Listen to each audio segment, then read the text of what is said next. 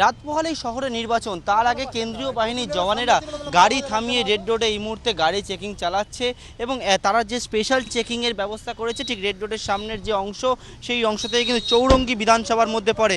আমরা কথা বলে নেব এক জওয়ানের সঙ্গে, ঠিক কোন কোন বিষয়গুলো তারা খতিয়ে দেখছে।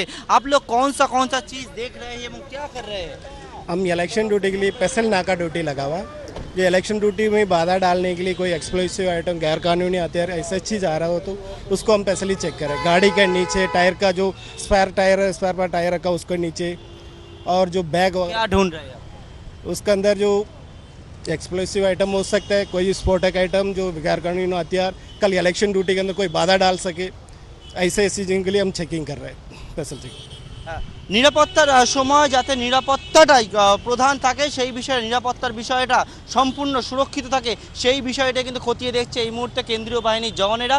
পাশাপাশি ভোটের সময় যাতে কোনো অশান্তি না হয় সেই বিষয়টা কিন্তু লক্ষ্য রাখছে এবং সেই জন্যই কিন্তু তারা স্পেশাল চেকিং চালাচ্ছে তেমনটাই জানাচ্ছে। দেখার বিষয় কতটা সুষ্ঠুভাবে হয় কলকাতা নির্বাচন। ক্যামেরায় বিজু চন্দ্রের সঙ্গে পার্থপ্রতিম ঘোষ, এবিপি আনন্দ, কলকাতা।